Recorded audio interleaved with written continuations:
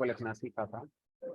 एक इफ के साथ हम एक ही एल्स यूज कर सकते हैं, एक से ज्यादा एल्स हम यूज करेंगे तो एरर आ जाएगी। इफ और एल्स के बीच में कोई और स्टेटमेंट नहीं आ सकता। अगर मैं इफ के साथ एल्स लगाता हूँ और अगर मैं एक एल्स और लगाऊंगा, मान लीजिए मैं चाहता हूँ इस तरह से कि अगर इफ की कंडीशन ट्रू ना हो तो जितने भी एल्स ब्लॉक लगाए हैं सारे एल्स ब्लॉक चलने चाहिए, ऐसा नहीं होगा और एरर आ जाएगी। एक इफ ब्लॉक के साथ आप मैक्सिमम एक ही एल्स ब्लॉक लगा सकते हैं, एक से ज्यादा नहीं लगा सकते। दूसरा, इफ ब्लॉक और एल्स ब्लॉक के बीच में कोई भी स्टेटमेंट नहीं होता है। तो अगर आप यहाँ पर कोई स्टेटमेंट लिखेंगे तो it is not considered as unconditional statement. ये अनकंडीशनल स्टेटमेंट है और ये हमारा हमेशा ही चलेगा, क्योंकि ना तो ये इफ ब्लॉक का पार्ट है ना ही एल्स ब्लॉक का पार्ट है। तो ऐसा नहीं है। इफ ब्लॉक जहाँ पर एंड होता है उसके जस्ट नेक्स्ट हमारा एल्स ब्लॉक ही स्टार्ट होना चाहिए, अदरवाइज क्या आ जाती है, एरर आ जाती है। ठीक है। उसके बाद इफ ब्लॉक और एल्स ब्लॉक के बीच में अगर आप कमेंट लिखना चाहें तो लिख सकते हैं, क्योंकि कमेंट एग्जीक्यूट नहीं होता है, कमेंट हमारा इग्नोर होगा। तो इफ ब्लॉक और एल्स ब्लॉक के बीच में आप सिर्फ कमेंट लगा सकते हैं, कमेंट से ज्यादा आप कुछ नहीं लगा। तो बाकी आप चलाएंगे तो चलो। ठीक है। अब कभी कभी कुछ लोगों को ऐसा कंफ्यूजन होता है कि पाइथन में मल्टी लाइन कमेंट भी होता है, जिसको मैंने आपको मल्टी लाइन स्ट्रिंग पढ़ाया था, उसको कुछ लोग मल्टी लाइन कमेंट कंसीडर कर लेते हैं, जो कि सही नहीं है। अगर ये कमेंट है जो मैंने यहाँ पर लिखा है मल्टी लाइन कमेंट है, तो इफ और एल्स परफेक्ट है, इसमें कहीं कोई एरर नहीं होगी। और अगर ये कमेंट होता ही नहीं है, ये मल्टी लाइन स्ट्रिंग ही होता है, तो अभी भी मल्टी लाइन स्ट्रिंग है और ये फिर हमारा एरर आ जाना चाहिए, क्योंकि ये एग्जीक्यूटेबल स्टेटमेंट है, कमेंट नहीं है। ठीक है। एरर आ जाए, इससे ये समझ में आता है कि ये मल्टी लाइन स्ट्रिंग कहलाती है, मल्टी लाइन कमेंट नहीं कहलाता। ठीक है। अब कभी कभी ऐसा होगा कि हम इफ के साथ मल्टीपल कंडीशंस और भी रखना चाहते हैं। अगर इफ के साथ एक दूसरी कंडीशन है जो इफ के फॉल्स होने पर चलानी है, तब तो एल्स ब्लॉक ठीक है। लेकिन अगर मैं इसी प्रोग्राम में आपसे कहूँ कि मुझे क्या करना है, मुझे जो भी मार्क्स की वैल्यू आई है इसके बेस पर ये बताना है कि fail, first division, second division, third division और इनवैलिड मार्क्स। तो हमें क्राइटेरिया जो गिवन है वो ये है कि अगर आपके मार्क्स 0 से 30 के बीच में आएंगे तो आप फेल हो गए, 29 तक आएंगे तो आप फेल हो गए। और अगर आपके मार्क्स 30 से लेकर 44 के बीच में आए तो थर्ड डिवीजन है। अगर आपके मार्क्स 45 से लेकर 59 तक आएंगे तो सेकंड डिवीजन। और अगर आपके मार्क्स 60 से लेकर 100 तक आएंगे तो फर्स्ट डिवीजन। अगर आपके मार्क्स 0 से कम है, दैट इज नेगेटिव मार्क्स है, तो हमें बता दिया गया है कि हमारे यहाँ नेगेटिव मार्किंग होती ही नहीं थी। या आपके मार्क्स की वैल्यू 100 से ज़्यादा है, जो कि अगेन पॉसिबल नहीं है, मैक्सिमम मार्क्स 100 ही आ सकते हैं। तो इसके अलावा अगर कुछ भी हो तो इनवैलिड मार्क्स का सिचुएशन आना चाहिए।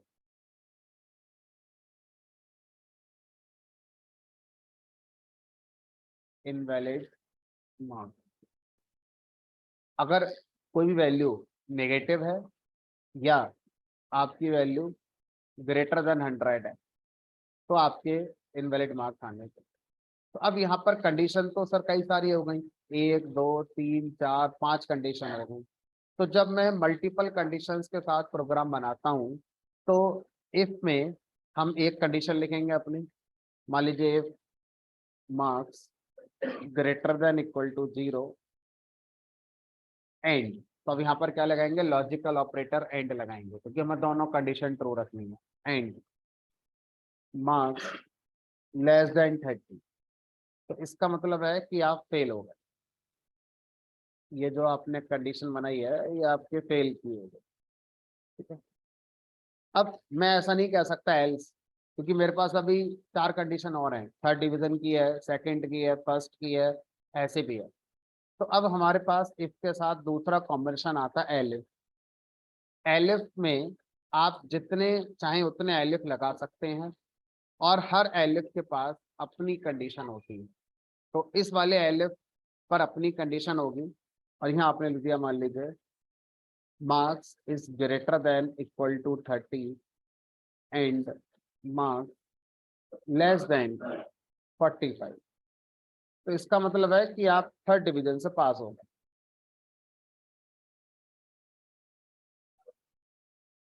अब एक और कंडीशन है, तो आप जितने चाहें उतने एलिफ लगा सकते हैं।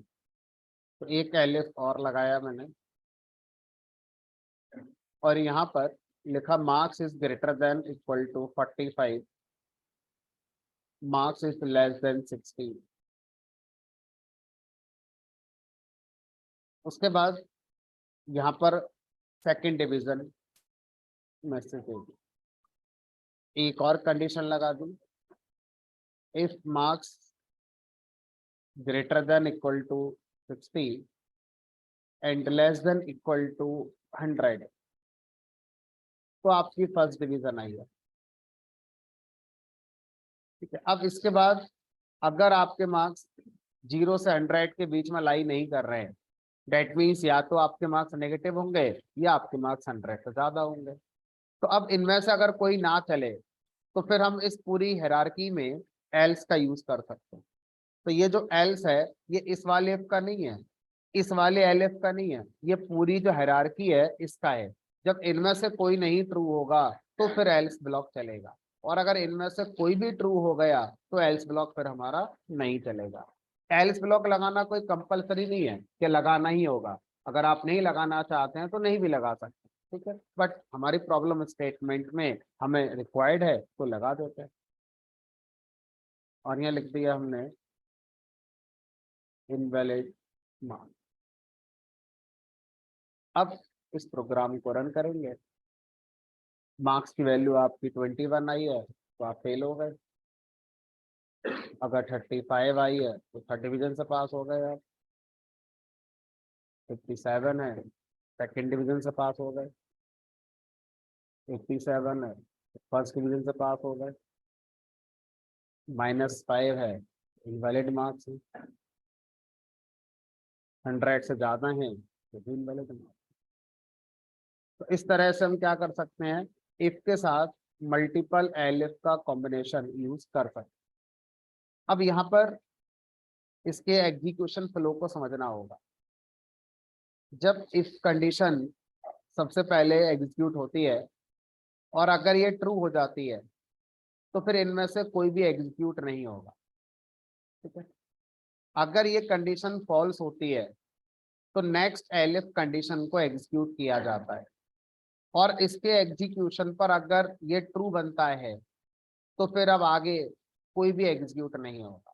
लेकिन अगर ये फॉल्स आ जाता है तो नेक्स्ट वाले का एग्जीक्यूशन किया जाएगा, और अगर ये ट्रू आ जाता है तो अब आगे कोई भी रन नहीं होगा, और अगर ये फॉल्स आता है तो फिर नेक्स्ट का हमारा एग्जीक्यूशन किया जाएगा। इंटरव्यू के अंदर क्वेश्चन पूछा जा सकता है कि अगर मैं इसी प्रोग्राम को मल्टीपल इफ के साथ बना दूं तो क्या मेरा आउटपुट सही नहीं आएगा?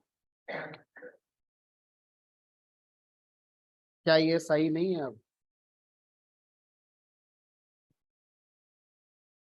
मल्टीपल इफ लगा सकते हैं या नहीं लगा सकते? तो आंसर इज लगा सकते हैं, लेकिन इसमें कुछ प्रॉब्लम्स आएंगी, उन प्रॉब्लम्स को समझते हैं। सबसे पहले तो ये जो एल्स ब्लॉक है इस फैमिली का नहीं है, ये पूरी हायरार्की नहीं बन रही है। ये एल्स ब्लॉक सिर्फ किसका है? हमारा इस वाले इफ का। अगर ये वाला इफ ट्रू हुआ तो ये नहीं चलेगा, अगर ये वाला इफ फॉल्स हुआ तो ये चलेगा। इस वाले एल्स को बाकियों से कोई मतलब नहीं, ये वाला एल्स सिर्फ इस वाले इफ का ही पार्ट रह गया हमारा। तो एक काम करते हैं कि यहाँ भी इफ लगा देते हैं, सब अलग अलग कर देते हैं। If marks is less then 0 और मार्क्स ग्रेटर देन 100। अब ठीक है, हमने कहा बिल्कुल ठीक है। आउटपुट कोई प्रॉब्लम करेगा? बिल्कुल नहीं करेगा। जैसे पहले वाले प्रोग्राम का आउटपुट आया है वैसे ही इस वाले प्रोग्राम का आउटपुट आएगा। तो परफेक्शन होगा आउटपुट में, लेकिन आपको कोड में समझना होगा कि कोड में क्या हुआ होगा इंटरनली।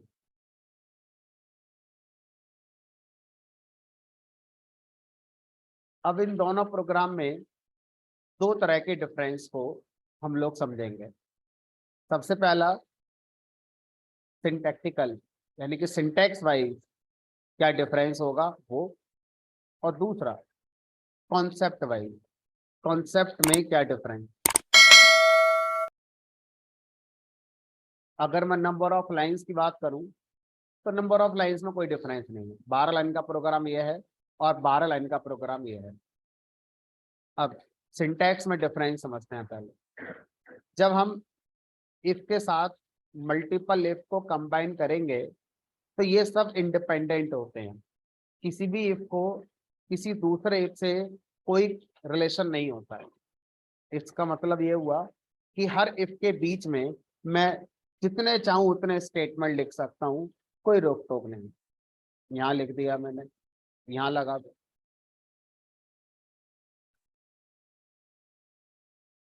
और ये अनकंडीशनल स्टेटमेंट माने जाएंगे और ये चलेंगे, हमेशा चलेंगे। जब भी प्रोग्राम चलेगा ये स्टेटमेंट जरूर चलेंगे, है ना। चाहे आप कुछ भी इनपुट करो उससे फर्क नहीं पड़ता। आप फेल हो गए तब भी वो सब चलेंगे। फेल हो गए फिर भी आपका हाई एग्जीक्यूट हुआ, लाइन नंबर 4 चली, लाइन नंबर 9 भी चली, ठीक है। इफ के साथ जब मैं एलिफ लगाता हूं तो जितनी भी एलिफ हैं ये एक दूसरे को जानते हैं, इनके बीच में कनेक्शन होता है। प्रोग्राम में इनको आप अलग नहीं कर सकते। अगर इफ के साथ एलिफ उसके बाद एक और एलिफ, अगर आपने कोई बीच में स्टेटमेंट डाल दिया तो एरर के लिए तैयार रहिए, एरर आ जाएगी। ना तो इफ के एलिफ के बीच में कुछ आ सकता है और ना ही दो एलिफ के बीच में कुछ आ सकता है।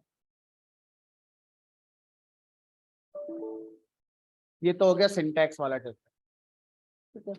हम ऐसा क्यों करेंगे, हम ऐसा कर ही नहीं रहे, हम तो ऐसे ही लिख कर बैठेंगे।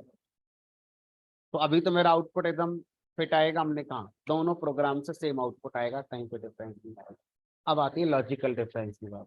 लॉजिकली मान लीजिए यहाँ पर इफ कंडीशन, मान लीजिए मार्क्स की वैल्यू 20 आती है तो 20 is greater than equal to 0, true. 20 is less than 30, true. ये भी ट्रू, ये भी ट्रू। एंड क्या बोलेगा, ओवरऑल ट्रू। अब इफ ट्रू हो गया प्रिंट क्या हो जाएगा, फेल। अगर ऐसा हुआ तो ये जो आगे के हमारे ब्लॉक हैं ये अपना एग्जीक्यूशन ही नहीं करेंगे, सीधा आपका जो कंट्रोल है वो इफ ट्रू होने के बाद से यहाँ पर आ जाएगा।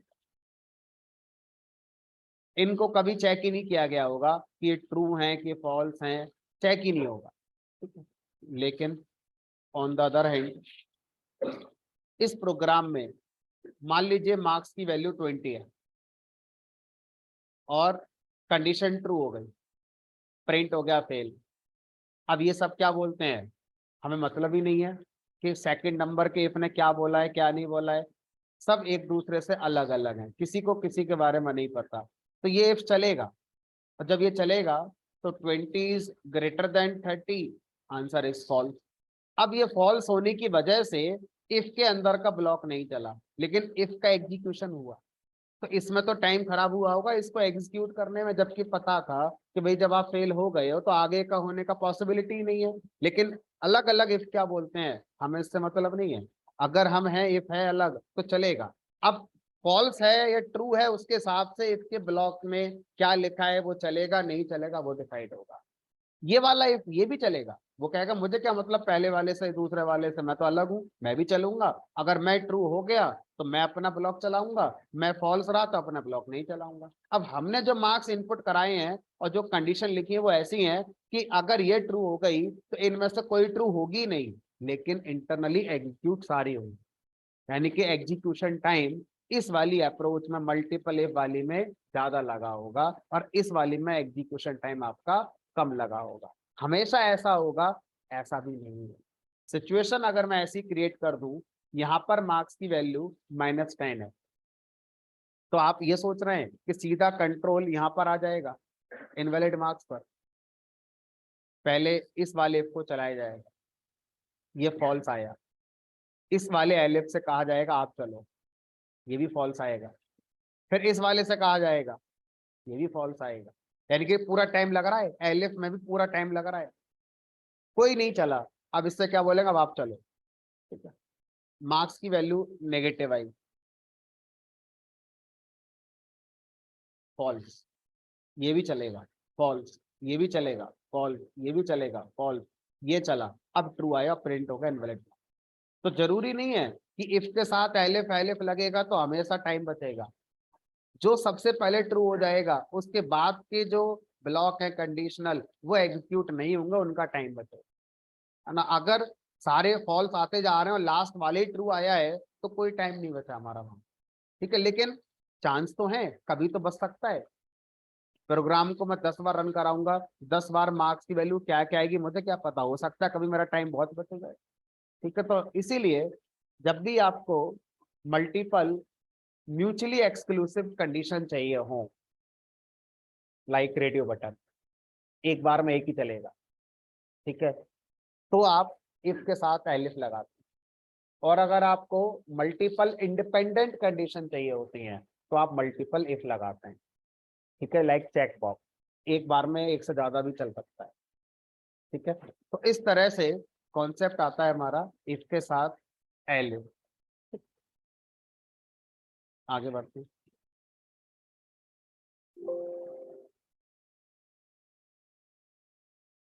अब एक और सिनेरियो, मान लीजिए हम लोग डेली अपना पेटीएम यूज करते हैं पेमेंट करने के लिए, पेटीएम पर कैशबैक वगैरह आता रहता है, तो मुझे एक छोटा सा कोड बनाना है उस कैशबैक को लेकर। हमें यूजर से एक अमाउंट इनपुट कराना है, मान लीजिए इंटीजर टाइप का अमाउंट मैंने यूजर से इनपुट करा लिया है।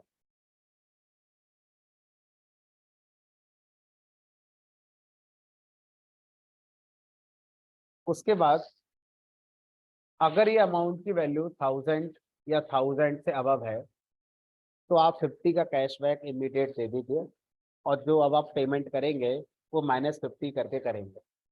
इस काम को करने का मुझे प्रोग्राम बनाना।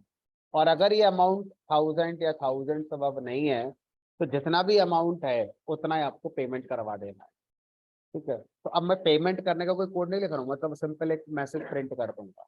हमें वो कोड को समझना है कि अगर अमाउंट की वैल्यू 1000 या 1000 से ज्यादा होगी तो 50 का कैशबैक देना है। तो अगर मगर का कोड क्या होता है, if amount is greater than equal to 1000। अब मुझे यहाँ पर कोड किस बात का लिखना है, कैशबैक। एक आम इंसान के लिए कैशबैक होता होगा, लेकिन अगर हम प्रोग्रामेटिकली सोचे तो हमसे कहा जा रहा है इमीडिएटली कैशबैक दे दो, 24 घंटे बाद नहीं मिलेगा, तुरंत आ जाएगा कैशबैक। मतलब आपको जो पेमेंट करना होगा -50 रुपए करके ही करना होगा। तो अब सोचो, अगर मैं ऐसा दिखाना चाहता हूँ तो क्या ये स्टेटमेंट सही होगा मेरा, अमाउंट में से क्या माइनस हो जाए, 50 माइनस हो जाए और जो रिजल्ट बने वापस से किस में जाकर स्टोर हो जाए।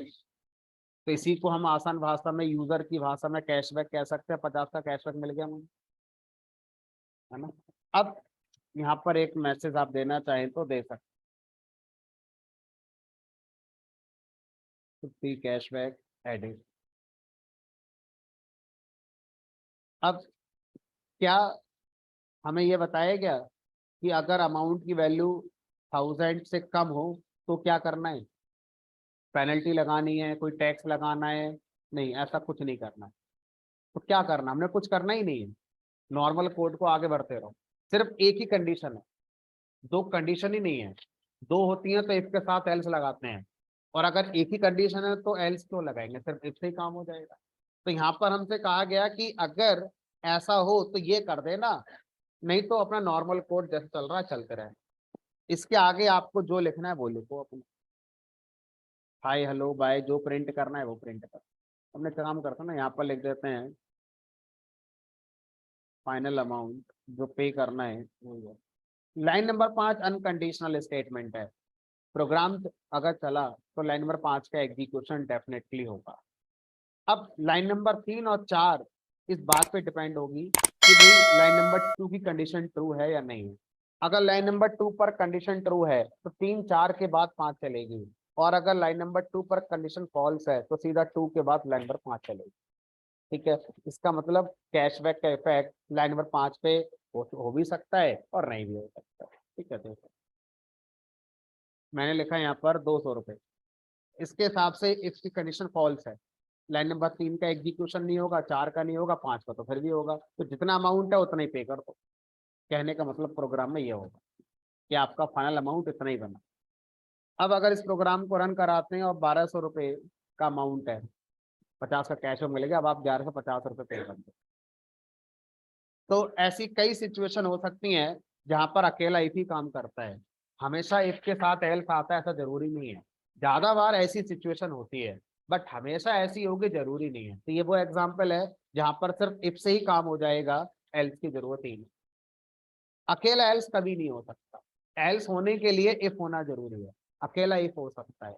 क्या मैं कहना चाह रहा हूँ, सोचो। देखने में अच्छा लग रहा है, देखने में छोड़ो, कॉन्सेप्ट में अच्छा लग रहा है। एल्स कब चलता है? क्या एल्स के पास अपनी कंडीशन होती है? नहीं। कब चलता है एल्स? जब इफ क्या होता है, फॉल्स।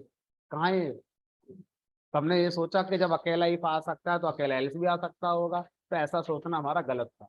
अकेला इफ तो आ सकता है, अकेला एल्स नहीं आ, अकेला एलिफ नहीं आता, क्योंकि एलिफ तभी चलता है जब इफ क्या हो हमारा, फॉल्स। अगर इफ ट्रू होगा तो एलिफ क्यों चलेगा? तो एलिफ अकेला कभी नहीं आ सकता, एल्स अकेला कभी नहीं आ सकता। ठीक है, अभी क्या है फिर, हमने का एरर है, अकेला एल्स आ ही नहीं सकता, अकेला इफ आ सकता है।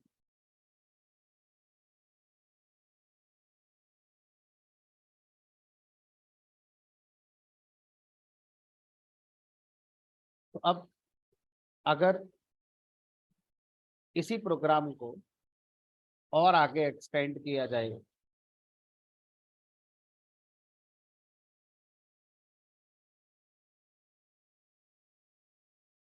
तो मान लीजिए मुझसे अब ये कहा गया कि जो भी हमारा कैशबैक मिला है 50 रुपए का, इस कैशबैक के मिलने के बाद आप एक प्रोमो कोड के लिए भी अप्लाई कर सकते हैं, और अगर वो प्रोमो कोड की वैल्यू इंडिया हुई तो आपको 50 रुपए का और कैशबैक मिलेगा, और अगर प्रोमो कोड की वैल्यू इंडिया नहीं हुई तो फिर आपको बताना है इनवैलिड प्रोमो कोड। तो अब मुझे क्या करना है, प्रोमो कोड के लिए प्रोग्राम लिखना है, लेकिन उसकी भी कंडीशन ये है कि प्रोमो कोड के लिए अप्लाई तब कर सकते हैं जब पहला कैशबैक मिल गया हो, और अगर पहला कैशबैक ही नहीं मिल रहा है तो प्रोमो कोड के बारे में पूछना ही नहीं होता। तो अब मैं यूजर से प्रोमो कोड पूछना चाहता हूँ इनपुट फंक्शन लगाकर, तो मुझे कहाँ लगाना चाहिए, किस लाइन में मुझे ये कोड लिखना चाहिए यूजर से प्रोमो कोड के बारे में पूछने का? तो लाइन नंबर 5 पर इफ के अंदर लिखना चाहिए। पहले क्यों ना लिख लें भाई, शुरू में ही प्रोमो कोड पूछ लेते हैं, क्या प्रॉब्लम आ रही है। हमने कहा अभी हमने ये चेक नहीं करा ना कि उसे पहला कैशबैक मिल गया कि नहीं मिल गया, अननेसेसरी उसे परेशान क्यों कर रहे हैं, है ना। तो हम उसको सरप्राइज काइंड ऑफ देना चाहते हैं कि एक कैशबैक मिल गया, एक और लो, और अगर पहले नहीं मिला तो सब कुछ बताएंगे ही नहीं। तो पहले से इसलिए नहीं पूछना। तो जब पहला कैशबैक मिल गया, वो कब मिला होगा, जब इफ कंडीशन ट्रू रही होगी हमारी। ठीक है, तो इस इफ कंडीशन के अंदर आते हैं, और कैशबैक जब हम मैसेज प्रिंट करा देते हैं तब उससे एक प्रोमो कोड के लिए इनपुट लेते हैं, एंटर प्रोमो कोड। अब अगर ये प्रोमो कोड की वैल्यू इंडिया हुई तो फिर 50 रुपए का कैशबैक और मिलेगा, और अगर इंडिया नहीं हुई तो हमें मैसेज दिखाना है कि भाई इनवैलिड प्रोमो कोड। क्या करें आगे? इफ कंडीशन लगाएंगे। तो इस बार इफ कंडीशन कहाँ लगाएंगे, इस तरह से लगाएंगे या इसी इफ के अंदर रहते हुए लगाएंगे। तो अपने आप से कॉन्सेप्ट क्या बन गया, नेस्टेड कंडीशन। तो नेस्टेड कंडीशन को अलग से टॉपिक नहीं है, नेस्टेड कंडीशन एक लॉजिक का पार्ट है कि मैं ऑलरेडी एक कंडीशन पे काम कर रहा हूं और उस कंडीशन के अंदर और आगे बढ़ने के लिए मुझे ये कंडीशन भी अब ट्रू चाहिए, तब मैं और आगे बढ़ूंगा, वरना और आगे नहीं बढ़ पाता। तो हम क्या करते हैं ऐसी सिचुएशन में, इफ के अंदर ही नेस्टेड इफ अपना लगाते हैं। नेस्टेड इफ का अपना इंडेंटेड ब्लॉक होगा, उसकी अपनी कंडीशन होगी। If PC equal to India, तो अब इसका अपना इंडेंटेड ब्लॉक बनेगा। ऐसा नहीं सोचना है कि ऑलरेडी मैं एक इंडेंटेशन के साथ कोड लिख रहा हूं, नहीं, हर ब्लॉक का अपना अपना इंडेंटेशन होगा। ठीक है, फिर आप इस लाइन को और लिख दीजिए, 50 कैशबैक एडेड, 50 मोर कैशबैक एडेड। ठीक है, ऐसे करके मैंने इंडेंटेशन का बहुत ध्यान रखना है, अगर सही से नहीं हुआ तो एरर आएगी। अब मुझसे कहा गया कि मुझे अगर इनवैलिड प्रोमो कोड वाला मैसेज भी दिखाना है अगर प्रोमो कोड इंडिया नहीं हुआ तो इसका मतलब क्या कहा जा रहा है इस बार, नेस्टेड वाले इफ का क्या लगाओ, एल्स। क्योंकि हमें ये भाई बताना है कि अगर प्रोमो कोड गलत है तो बताना है कि गलत प्रोमो कोड है। ठीक है, तो इसका मतलब नेस्टेड वाले इफ का एल्स लगाना है, आउटर वाले इफ के एल्स की बात नहीं कही गई है। यहाँ पर मैसेज लिखना है हमारे लिए invalid promo code.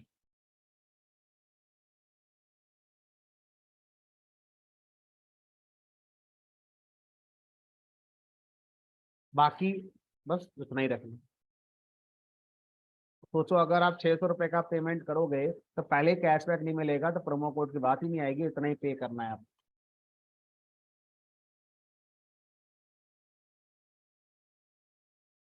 Enter amount, मान लीजिए 2000, इमिडिएटली 50 का कैशबैक मिल गया और आप एलिजिबल हो जाते हैं प्रोमो कोड के लिए।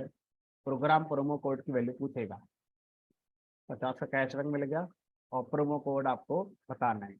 मैंने लिख दिया भारत। हमें पता है इंडिया और भारत एक बात होती है, हमारे प्रोग्राम को नहीं पता है। वो तो जो आपने करेक्टर्स कंपेयर कराए हैं उनको देखेगा, अगर वो हैं तो ठीक है, नहीं तो फिर कंडीशन फॉल्स हो जाएगी और एल्स ब्लॉक हमारा चलेगा और उसके आगे का प्रोग्राम फिर चलेगा। Invalid promo code, final amount आपको जो पे करना है 1950। अब इस प्रोग्राम को तीसरी बार फिर चलाए, मान लीजिए 2000 और इस बार इंडिया दे दिए, फाइनल अमाउंट आपको जो पे करना है वो 1900 पे करना।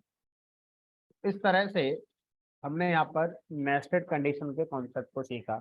नेस्टेड कंडीशन कितने लेवल तक नेस्टेड हो सकती है, इसकी कोई लिमिट नहीं होती है। इफ के अंदर आप इफ लगाओ, उस इफ के अंदर एक और इफ लगाओ, उसके अंदर एक और लगाओ, इफ के अंदर एल्स लगाया, एल्स के अंदर भी इफ लगा सकते हो, उस इफ का अपना एल्स हो सकता है, उस इफ के अंदर और आगे आप जा सकते हो।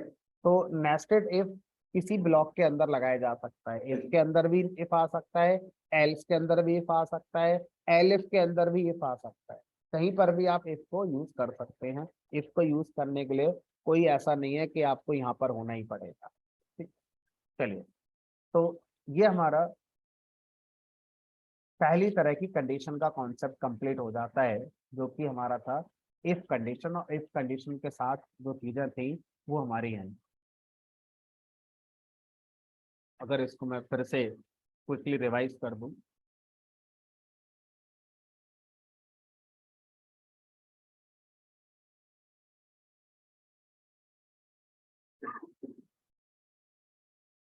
देखो, सबसे पहले सिर्फ इफ कंडीशन की बात हुई, इफ के साथ एल्स आप लगा लो, इफ के साथ जितने चाहे उतने इफ लगा लो, इफ के साथ एलिफ और फिर जितने चाहे उतने एलिफ लगा सकते हो और लास्ट में आप अपना एल्स लगा सकते हो। तो जनरली हम ये चार कंडीशन यूज करते हैं। तो जब हमारे पास एक ही कंडीशन है जिसका ट्रू पार्ट पर क्या करना है हम जानते हैं, लेकिन जिसके फॉल्स पार्ट पे क्या करना है हमें कुछ कहा ही नहीं गया है, तो हम सिर्फ इफ कंडीशन से ही अपना काम कर लेते हैं।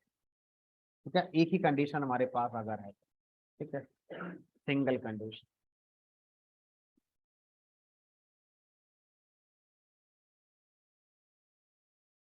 इफ एल्स कब लगाते हैं?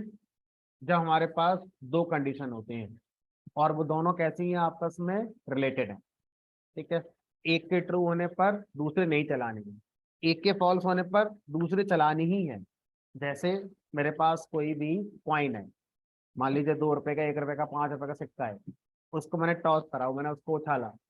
अब नीचे जब आएगा सरफेस पर, तो या तो हेड आएगा या टेल आएगा। तो हेड आएगा तो टेल नहीं आएगा, टेल आएगा तो हेड नहीं आएगा। दो रिलेटेड इवेंट हैं, अनरिलेटेड नहीं है। अनरिलेटेड का मतलब क्या होता है? अगर हेड आया है तो टेल भी आ सकता है, टेल आया है तो हेड भी आ सकता है, ऐसा कभी नहीं होता। ठीक है, तो हमारे पास क्या है? टू रिलेटेड या डिपेंडेंट कंडीशन।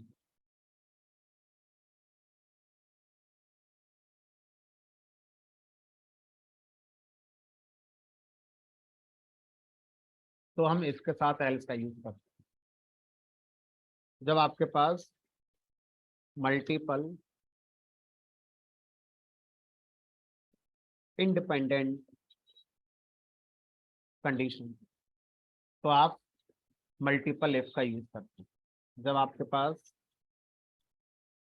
मल्टीपल रिलेटेड या डिपेंडेंट कंडीशंस होंगी, तो आप इफ इसके साथ एलिफ और एल्स का यूज करते हैं। जैसे मेरे पास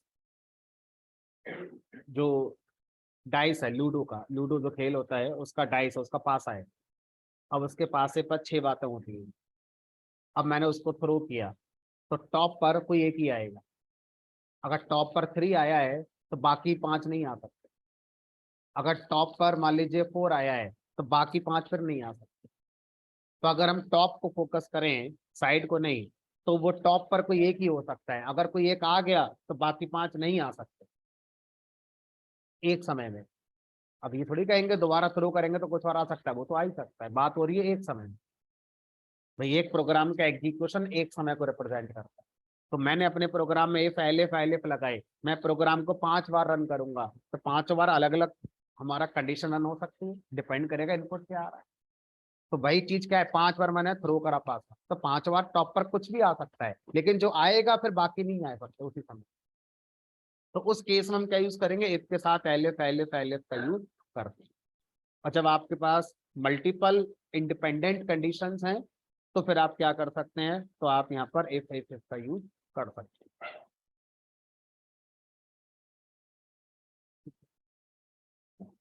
चलिए आगे बढ़ते हैं। दूसरी कंडीशन, इसको बोलते हैं match case condition. Match case condition Python में 3.10 वर्जन में ऐड करी गई है, एडेड इन 3.10 वर्जन। उससे पहले ये कंडीशन पाइथन में नहीं हुआ करती थी।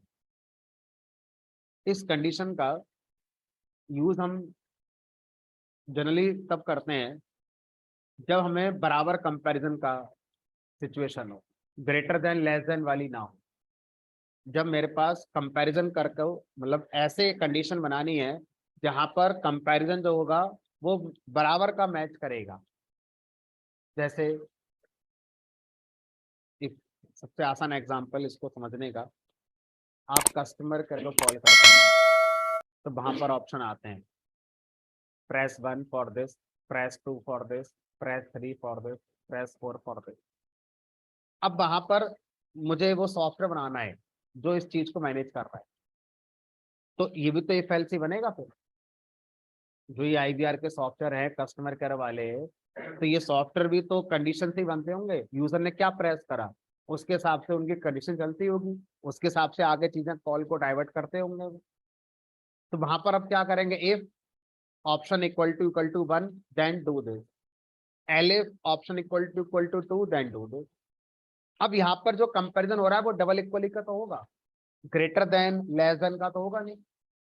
हमें ऑप्शन 1 2 3 4 यूजर इनमें से कोई एक प्रेस करेगा। अब इसमें छोटा बड़ा वाली बात तो हो नहीं रही है, ठीक है। तो ऐसी सिचुएशन में कोड को स्पीड अप करने के लिए, कोड का एग्जीक्यूशन स्पीड अप करने के लिए कॉन्सेप्ट ऐड किया गया मैच केस। मैच केस में जब ऐसा कंपैरिजन करना हो तो कोड का एग्जीक्यूशन फास्ट हो जाता है, ठीक है। कैसे इसका यूज करेंगे वो देखते हैं। तो सबसे पहले आप क्या करेंगे, सबसे पहले आप वो एक वेरिएबल मान लीजिए ऑप्शन नाम से एक वेरिएबल मान लिया, आप इसका नाम आई रखो, जे रखो, एक्स रखो, कुछ भी रख लो। तो मैंने वही एग्जांपल कंसीडर करने के हिसाब से मैंने ऑप्शन इक्वल टू 1 मान।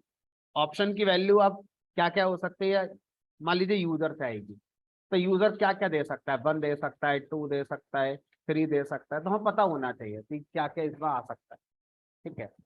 अब मैच ब्लॉक बनाएंगे।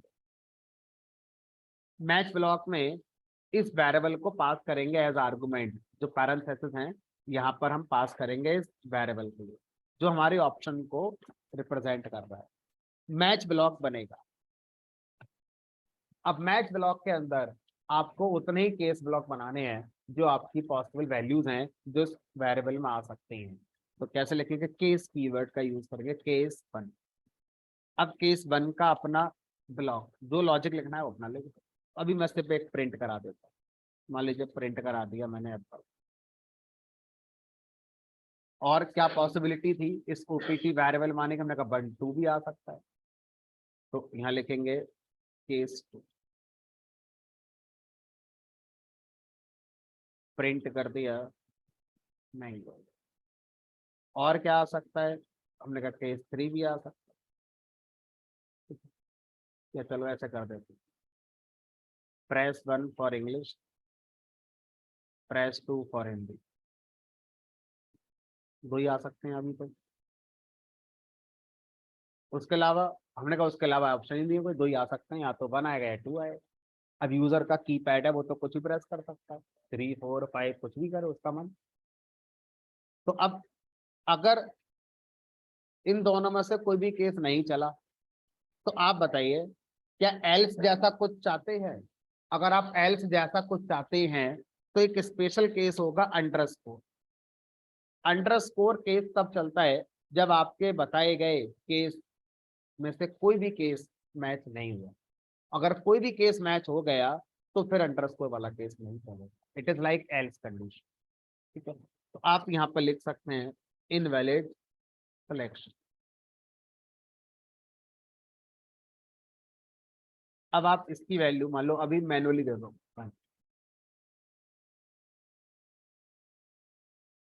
मान लीजिए लिखा 2,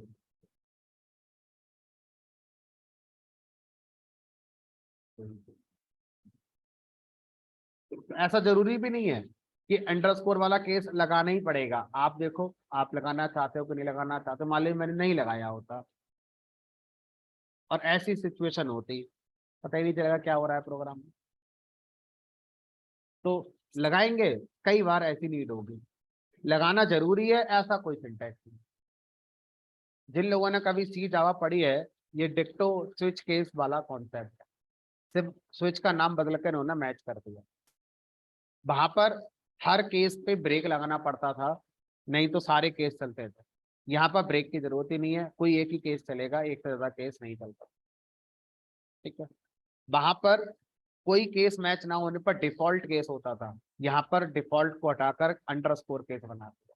बस एक नए तरीके से इन्होंने रिप्रेजेंट कर दिया है, कॉन्सेप्ट लगभग वही है ना। 3.10 वर्जन में इसको ऐड किया, उससे पहले ये नहीं। अब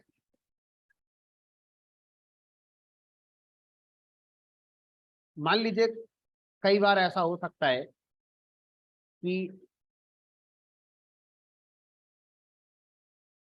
मैं दो अलग अलग केस पर सेम लॉजिक रन करना चाहता हूं। मान लीजिए 1 हो या 2 हो, एप्पल आना चाहिए, अदरवाइज 3 पर मैंगो आना चाहिए। अदरवाइज इनवैलिड सिलेक्शन आना। अगर मैं 2 लिखूं तो भी एप्पल, 1 लिखूं तो भी एप्पल, 3 लिखेंगे तो मैंगो। तो कई बार ऐसा हो सकता है कि आप अलग अलग केस पर सेम लॉजिक रन करना चाहते हैं। कस्टमर केयर में भी ऐसा होता है, लास्ट में आप कस्टमर केयर से बात कर लेते हो, चाहे किसी भी ऑप्शन पर चले जाओ, है ना। तो मैं भी कुछ ऐसा चाहता हूँ कि मेरे पास मल्टीपल ऑप्शन है, आप उन मल्टीपल ऑप्शन पे सेम ही काम करा दो। तो मुझे बार बार केस बनाने पड़ रहे हैं, इसको सिंप्लीफाई किया जा सकता है। इसको सिंप्लीफाई करने के लिए क्या किया गया, केस के साथ आप पाइप सिंबल लगा सकते हैं, pipe, PIP, pipe symbol. Pipe symbol ये होता है, शिफ्ट के साथ जो बैकस्लैश वाली की है, बैकस्लैश जो की होती है, उसको अगर शिफ्ट के साथ प्रेस करें तो पाइप सिंबल बन जाता है।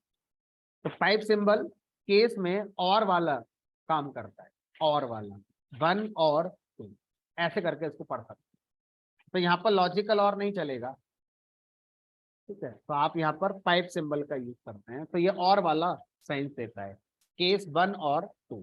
तो अब चाहे 1 आए चाहे 2 आए, आपका एप्पल चले। तो और भी लगा सकते हैं, हमने कहा जितने चाहे उतने आप आगे और ऑप्शन लिख सकते। तो अब 1 होगा तब भी एप्पल आएगा, 2 होगा तब भी एप्पल, और 3 कर देंगे तो नहीं। तो इस तरह से अगर आप मल्टीपल केस के लिए सेम कोड रन करना चाहते हैं, तो आपको अलग अलग केस डिफाइन करने की नीड नहीं है। आप एक ही केस में पाइप सिंबल का यूज करके मल्टीपल ऑप्शंस को यूज कर सकते हैं।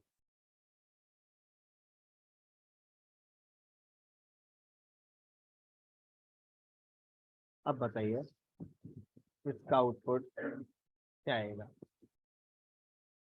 क्योंकि जब आप मल्टीपल वैल्यूज लिख सकते हैं एक ही केस में, तो फिर हम ऐसे भी लिख सकते हैं, जब ये सही है तो ये भी सही है, ये गलत क्यों होगी। अब मैंने ऑप्शन की वैल्यू 2 रखी, ये रूल है, कोई एक ही केस चलेगा, एक से ज्यादा केस नहीं चल सकते। तो अगर ऐसा सिचुएशन आएगी तो जो सबसे पहले केस मैच होगा वो चलेगा।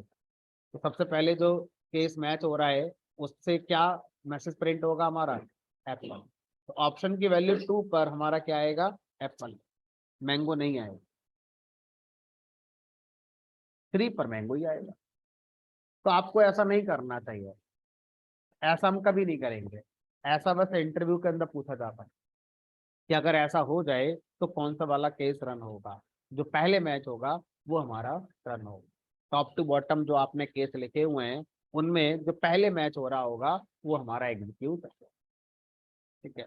अच्छा सर, जैसा कि आपने बताया कि ये कॉन्सेप्ट को अभी रिसेंटली ऐड किया गया है 3.10 वर्जन में, तो उससे पहले जो पाइथन के प्रोग्रामर्स हैं वो कैसे काम करते होंगे, इफ एल्स का यूज करके कैसे करते हैं। इसी प्रोग्राम को अगर मैं इफ एल्स के साथ बनाऊं या इसके जैसा कोई प्रोग्राम बनाऊं, तो अब मैच ब्लॉक तो है ही नहीं मेरे पास,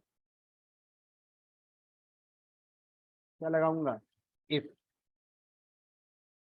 if option value equal to 1, तो ये आ जाए। एलिफ, एलिफ लगाना है क्योंकि वो सब एक दूसरे से रिलेटेड होते थे। एलिफ ऑप्शन इक्वल टू 2, तो मैंगो आ जाए।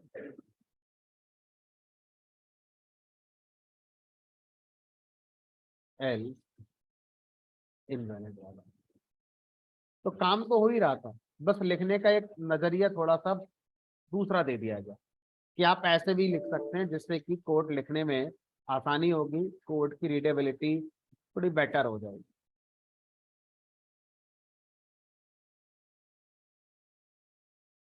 तो मैच केस के आ जाने से कोई चीज ऐसी नहीं थी जो पहले इम्पॉसिबल थी और इसके आ जाने से पॉसिबल नहीं थी। सिर्फ कोड लिखने का एक दूसरा तरीका हमें मिल गया, स्पेशली जब कंपैरिजन चलता है, ठीक है। चलिए, तो ये हमारा मैच केस वाला पूरा हो जाता है। तो इस तरह से पाइथन में कंडीशनल स्टेटमेंट का जो कॉन्सेप्ट था ये हमारा कंप्लीट होता है। दो तरह की कंडीशन, इफ कंडीशन और मैच केस कंडीशन। तो मैच केस कंडीशन को जनरली हमें कब यूज करना चाहिए? जब हमारे पास मेन्यूज वाले ऑप्शन आते हैं, ए पर ये करो, बी पर ये करो, सी पर ये करो। एटीएम में जाते हो तो वहां पर ऑप्शन आते हैं विदड्रॉ, डिपॉजिट, ये वो। ठीक है, तो इस तरह की सिचुएशन में हम क्या कर सकते हैं? मैच केस का यूज कर सकते हैं। विवेक क्या था बताइए क्या? सर जैसे आपने बोला था कि आप लास्ट में जब आप कस्टमर केयर से बात करते हो तो आप कुछ भी प्रेस करो तो आपको जो भी उनके एम्प्लॉय अवेलेबल होते हैं उसमें डायरेक्ट कर देते हैं। तो वो इफ एल्स में कैसे यूज कर सकते हैं? मल्टीपल इफ एल्स आप लगाइए, दोनों में सेम लॉजिक अपना लिख दीजिए।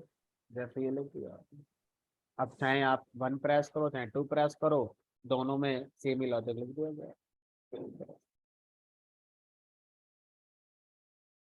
चलिए, अब आगे बढ़ते हैं। और एक कॉन्सेप्ट है इन लाइन इफ कंडीशन, या इसको एक और नाम से जानते हैं ternary operator. In line if condition या टर्नरी ऑपरेटर, ये पाइथन में 2.7 वर्जन से ऐड किया गया था। उससे पहले ये भी पाइथन में नहीं होता था। तो टर्नरी ऑपरेटर कोई आपसे बोले पाइथन में होता है कि नहीं होता है, तो आप बोलेंगे 2.7 वर्जन से ऐड किया गया है। उससे पहले ये हमारा पाइथन में नहीं होता था। तो इसको लिखने का क्या मतलब है? इनलाइन क्यों कहते हैं इसे? इनलाइन इसलिए कहते हैं क्योंकि इसमें हम इंडेंटेड ब्लॉक नहीं बनाते। इफ कंडीशन तो बनाते हैं, लेकिन इफ कंडीशन के होने पर हम क्या करना चाहते हैं, एल्स पर हम क्या करना चाहते हैं, तो इफ और एल्स के इंडेंटेड ब्लॉक नहीं बनाते। एक ही लाइन होती है, एक ही लाइन में इफ लगेगा, इफ का बॉडी आएगा, उसी लाइन में एल्स आएगा और एल्स की बॉडी आएगी। तो एक ही लाइन होगी जिसमें इफ, एल्स और इन दोनों के अपने अपने काम होंगे। इसलिए हम क्या बोलते हैं? इन लाइन, मतलब सेम लाइन, एक ही लाइन के अंदर इफ लिखना, एल्स लिखना और उनके लॉजिक को लिखना। ठीक है, तो कैसे लिखेंगे एक लाइन में? हमने कहा देखो, तो इसका जो सिंटैक्स है वो इस तरह से होता है।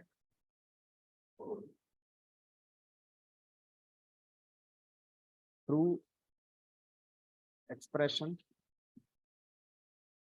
इफ कंडीशन, बिना इंडेंटेशन लगाए, एल्स फॉल्स एक्सप्रेशन, ये होता है। तो एक ही लाइन में आप पहले लिखेंगे, यहां से समझिए, इफ की कंडीशन ट्रू है तो कॉलन लगा के नेक्स्ट लाइन पे इंडेंटेशन नहीं है। अगर ये कंडीशन ट्रू होगी तो यहाँ पर आपने जो भी लिखा होगा वो एग्जीक्यूट होगा। अगर ये कंडीशन फॉल्स हो गई तो एल्स के बाद आपने जो भी लिखा हुआ है फिर वो आपका एग्जीक्यूट होगा। तो सर हम यहाँ पर हम कितना लिख सकते हैं? हमने कहा जितना एक एक्सप्रेशन में आ सकता है उतना लिख सकते हैं। ठीक है, इसको मैं करके दिखाऊंगा तो और ज्यादा बेटर वे में समझ में आएगा। ठीक है, तो इसमें एल्स लगाना जरूरी, हमने कहा एल्स लगाना जरूरी। तो इफ और एल्स एक साथ ही आएंगे, अकेला इफ हमारा नहीं आएगा। टर्नरी, टर्नरी का मतलब क्या होता है? तीन। तीन क्या है? तीन यहाँ पर पहला एक्सप्रेशन ये है, दूसरा कंडीशन है और तीसरा फॉल्स एक्सप्रेशन। तो तीनों तीन ऑपरेंड हो गए ये। तो टर्नरी मतलब तीन तीन ऑपरेंड होंगे। पहला ऑपरेंड ट्रू एक्सप्रेशन है, दूसरा ऑपरेंड आपकी ये कंडीशन हो गई और तीसरा ऑपरेंड आपका फॉल्स एक्सप्रेशन, इसलिए इसका नाम पड़ा टर्नरी ऑपरेशन। अब इसको कैसे यूज करते हैं कोड में, इसको देखो। तो मैंने लिखा है यहाँ पर, hi if 5 is greater than 10 else. तो ये टर्नरी ऑपरेटर क्या करता है? या तो ट्रू एक्सप्रेशन वापस करता है या फॉल्स एक्सप्रेशन वापस करता है, depending on the if condition. और जो भी इस पूरे सिंटैक्स से वापस आएगा आप उसे किसी वेरिएबल में स्टोर कर सकते हैं, सो दैट इस टर्नरी ऑपरेटर के रिजल्ट को आगे के प्रोग्राम में यूज किया जा सके। किसी वेरिएबल में स्टोर आप कर सकते हैं। तो अब बताइए एक्स वेरिएबल में कौन आएगा, कंडीशन ट्रू है इसकी या फॉल्स है? 5 is greater than 10, false. False होने पर कौन सा एक्सप्रेशन मिलता है? फॉल्स वाला। फॉल्स का एक्सप्रेशन कहाँ लिखा होता है? एल्स के बाद। तो एल्स के बाद क्या लिखा है मेरा? हेलो। सीधा हेलो जाके कहाँ स्टोर हो जाएगा? एक्स।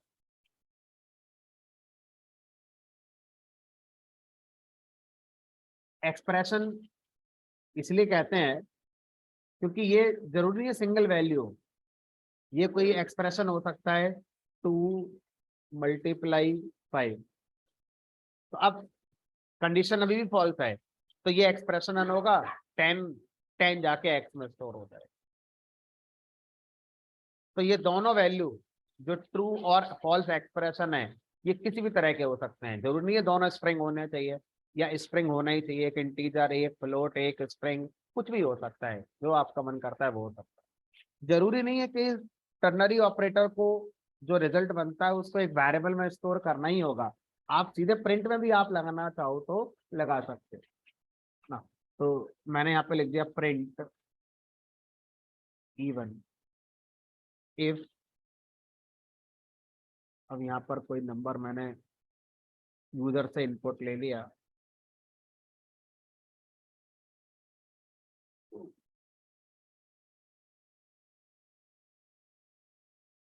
नंबर का मैंने रिमाइंडर 2 से लिया, तो अगर किसी नंबर का रिमाइंडर 2 से ले और फिर उस रिमाइंडर को मैच कराएं, क्या वो 0 है?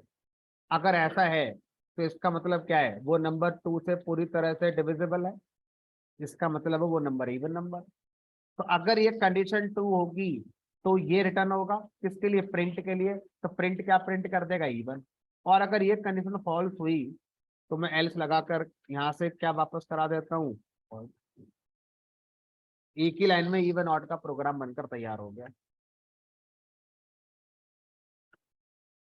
अगर मैं ये नहीं सीखता तो भी तो मैं इस काम को कर ही लेता, बिल्कुल कर सकते थे। मेहनत कितनी लगी हमने कहा चलो देखते हैं। If number modulus 2 equal to 0 then print, 2 बार तो प्रिंट लग जाएगा मेरा, इवन एल्स प्रिंट ऑड। एक लाइन 4 लाइन के बराबर, चाहे तो ऐसे लिख लो और चाहे तो ऐसे लिख लो।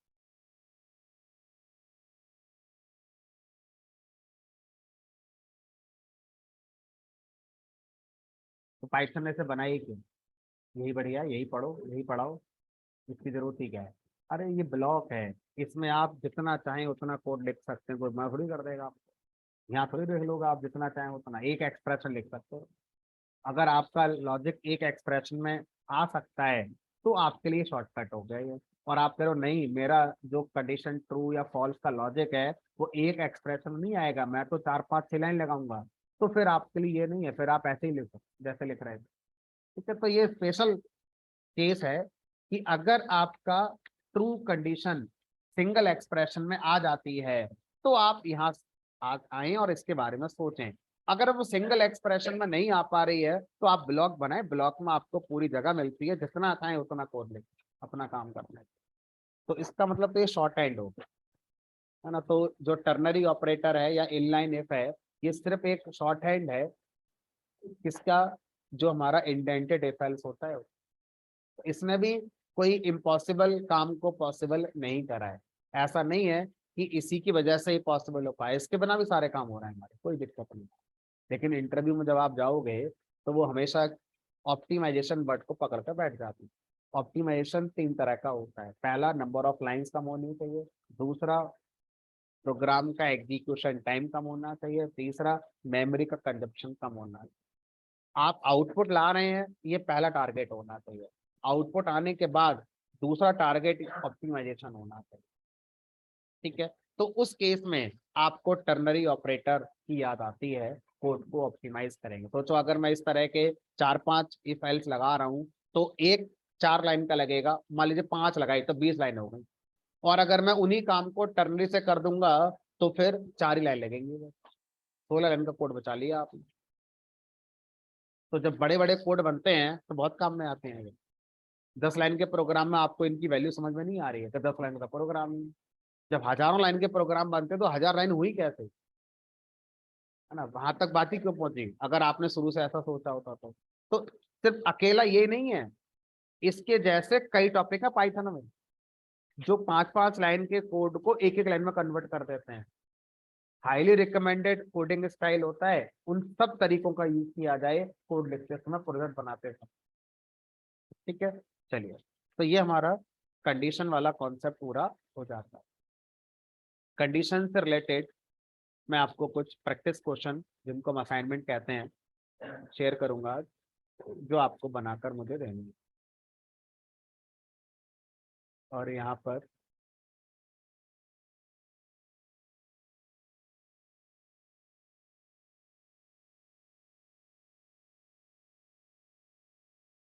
हमने अभी तक जो पढ़ा है उसमें यह था कि सीधे सीधे हमें पता था कि हमें प्रोग्राम में क्या करना है। रियल टाइम पे ऐसा नहीं होता। रियल टाइम में आपका जो क्लाइंट होगा वो अपनी कहानी एक डॉक्यूमेंट में, पीडीएफ फाइल में या पीपीटी में लिखकर आपको दे जाएगा। आपको उस कहानी को पढ़ना है। पढ़ने के बाद समझना है कि इसमें इफ लगेगा कि नहीं लगेगा, इसमें कितने इफ लगेंगे, कितने वेरिएबल बनेंगे, यूजर से इनपुट लेना है कि नहीं लेना है, वेरिएबल कितने बनाने हैं, लूप लगेगा कि नहीं लगेगा। कहीं प्रोग्राम में सीधे सीधे नहीं लिखा होता कि इसमें इतने इफ लगाने और इतने वेरिएबल बनाने हैं। कहानी पढ़ो, सोचो, समझो, लॉजिक जनरेट करो ब्रेन के अंदर और फिर प्रोग्राम आपको बनाना होगा। ठीक है, अब जैसे यहाँ तो बहुत क्लियर लिखा हुआ है, an integer input through keyboard, write a program to find whether it is odd और इवन। ये तो मैंने कर ही दिया, लास्ट में यही तो करके देखा है साहब। ठीक है। दूसरा प्रोग्राम है cost price and selling price of an item is input through keyboard, write a program to determine how much profit he made और how much loss he got. इसका मतलब यह है कि कोई शॉपकीपर है, कोई दुकानदार है जो एक अमाउंट में किसी आइटम को मार्केट से परचेज करता है और फिर आगे कस्टमर को वो एक अमाउंट में सेल कर देता है। अब आपको बताना है कि प्रॉफिट हुआ कि लॉस हुआ। तो अब मान लीजिए कोई एक दुकानदार है, इस दुकानदार ने 10 रुपए की चीज मार्केट से खरीदी और आगे कस्टमर को इसने 12 रुपए की बेच दी। तो क्या हुआ, इससे प्रॉफिट हुआ लॉस हुआ? ठीक है, अब जब आपको मैंने वैल्यूज बता दी तो आपके ब्रेन ने बहुत जल्दी सोच लिया। ठीक है, लॉजिक का मतलब होता है किसी भी प्रॉब्लम का जनरलाइज सॉल्यूशन। प्रॉब्लम क्या है? प्रॉफिट लॉस निकालना। स्पेसिफिक सॉल्यूशन मैंने वैल्यू मान ली। ठीक है, लॉजिक का मतलब होता है जनरलाइज सॉल्यूशन, जनरल सॉल्यूशन। अब ये कस्टमर है, सॉरी ये शॉपकीपर है। अब हमें नहीं बताया गया कि इसने कितने रुपए की खरीदी और कितने रुपए की बेची। अब बताओ इससे फायदा हुआ कि नुकसान हुआ? और ऐसे कैसे बता दोगे? हमने कहा यही तो लॉजिक है, इसी को तो लॉजिक कहते हैं। एक दुकानदार है, हमें नहीं बता रहा है कि कितने की खरीदी और कितने की बेची, लेकिन हमसे कहा जा रहा है प्रोग्राम बनाओ कि इससे फायदा हुआ कि नुकसान। तो वो 9th क्लास में माना, माना इसने जो चीज खरीदी वो एक्स की खरीदी, माना जो बेची वाई में बेची। अब सोचो दिमाग में कि फायदा नुकसान कैसे निकाला जा सकता है, कौन सी गणित इसमें फिट करें कि फायदा नुकसान निकल कर आ जाए।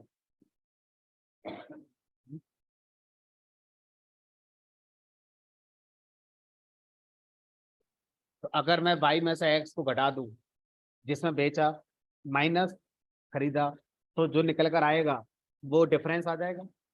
अब वो डिफरेंस पॉजिटिव में आ रहा है तो प्रॉफिट हुआ है, नेगेटिव में आ रहा है तो नुकसान हुआ है उतने का। तो गणित क्या बैठेगी इसकी? माइनस बाई माइनस एक्स कर दो। तो कॉस्ट प्राइस को आप एक्स ना मानकर सीपी मान लो और सेलिंग प्राइस को बाई ने मानकर आप एसपी मान लो। तो एसपी माइनस सीपी, ये लॉजिक हो गया। किसी भी इस तरह के क्वेश्चन को सॉल्व करने के 3 फेस होते हैं। अब आप देखो आपको किस फेस में दिक्कत है। पहला फेस होता है प्रॉब्लम स्टेटमेंट को समझना,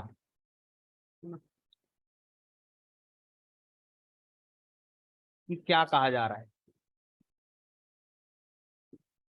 समझने के लिए जिस भाषा में प्रॉब्लम लिखकर दी गई है उस भाषा की नॉलेज आपको होनी चाहिए। अगर इंग्लिश में लिखकर दी गई है प्रॉब्लम तो आपको इंग्लिश आनी चाहिए, अगर संस्कृत में लिख के दी गई है तो संस्कृत आपको आनी चाहिए। जिस लैंग्वेज में प्रॉब्लम लिखकर दी गई है उस लैंग्वेज की नॉलेज होनी चाहिए। क्यों? क्योंकि सबसे पहले तो हमें समझना है कि हमसे क्या कहा जा रहा है। हमें सिर्फ एक ही लैंग्वेज आती है हिंदी, उसके अलावा हमें कुछ नहीं आता। तो क्लाइंट तो अपनी बदलेगा नहीं लैंग्वेज, क्योंकि वो तो पैसे देगा आपको लास्ट में फिर सॉफ्टवेयर बनाने के। तो गूगल ट्रांसलेटर उसका यूज करो, इस पूरे को कॉपी करो, यहाँ से इसे कॉपी करो और कॉपी करके गूगल का फीचर यूज करो। गूगल ट्रांसलेटर लिख दो हिंदी टू इंग्लिश, यहाँ पर इंग्लिश टू हिंदी करो, हिंदी को कर दो इंग्लिश और यहाँ कर दो हिंदी, तो पेस्ट मार दो। यदि किसी वस्तु का लागत मूल्य विक्रय मूल्य कीवर्ड के माध्यम से इनपुट होता है तो उसे कितना लाभ नुकसान। आपको जो भाषा समझ में आती है उसमें कन्वर्ट करके पहले आपको प्रॉब्लम को समझना है। ठीक है, बहुत ज्यादा हिंदी हो जाती है, कुछ हिंदी के वर्ड नहीं समझ में आएंगे तो मिक्स करके समझो, इंग्लिश हिंदी दोनों को मिक्स करके समझो। हमारा गोल होना चाहिए प्रॉब्लम स्टेटमेंट समझ में आ जाए। कैसे आएगा? घर पे अपने पापा से पूछो, मम्मी से पूछो, भाई से पूछो, गूगल से पूछो, किससे पूछो, उससे फर्क नहीं पड़ता। प्रॉब्लम स्टेटमेंट समझ में आना चाहिए क्या है। जब तक वो समझ में नहीं आएगा दूसरा फेस आएगा नहीं। सर हो गया पहला वाला, अब दूसरा फेस क्या है? दूसरा फेस होता है लॉजिक डेवलप करना। लॉजिक कि जो हमने समझा है उसकी गणित क्या, लॉजिक। लॉजिक कहाँ से आता है? लॉजिक आता है गणित से। लॉजिक का मतलब होता है गणित, जोड़ना, घटाना, गुणा करना, भाग करना, रिमाइंडर निकालना, है ना। उसके बाद फिर आपको देखना है जो आपने लॉजिक सोचा है उसको कोड में कैसे कन्वर्ट कर। तो जब उस लॉजिक को कोड में लिखोगे तो उसमें वेरिएबल, इफ एल्स के बारे में सोचना पड़ता है ना। वो सब आपको फिर कोड में कन्वर्ट कर।